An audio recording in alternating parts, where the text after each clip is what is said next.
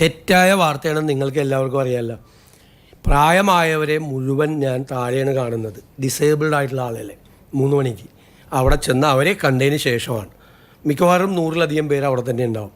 അവരെ കണ്ടതിന് ശേഷമാണ് ഞാൻ മുകളിൽ വന്ന്, ചിലപ്പോൾ പ്രായമായവരല്ലാതെയും ചിലപ്പോൾ കയറി വരും, പ്രായമായവരുണ്ടാവും.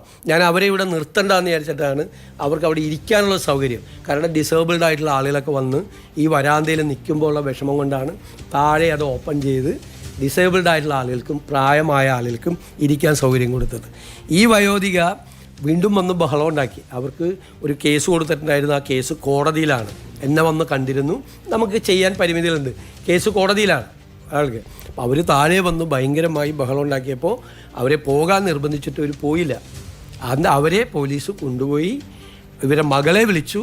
അപ്പോൾ മകൾ വന്നില്ല കൊണ്ടുപോകാൻ. എന്നിട്ട് പോലീസ് ജീപ്പിൽ കയറില്ല എന്ന് പറഞ്ഞിട്ട് ഒരു ഓട്ടോറിക്ഷയിൽ കയറ്റി റെയിൽവേ സ്റ്റേഷനിൽ കൊണ്ടുപോയി ടിക്കറ്റ് എടുത്തിട്ട് അവരെ യാത്രയാക്കിയത്. ഇതാണ് സംഭവം. തെറ്റായ വാർത്തയാണ്. അല്ല, അത് അവർ പരാതി കൊടുത്താൽ എന്ത് ചെയ്യാൻ പറ്റും? അവർ തെറ്റായ പരാതിയാണ് കൊടുത്തത്. ഞാൻ അവർക്ക് എന്താണ്, അല്ല ഞാൻ പറഞ്ഞത് അവർക്ക്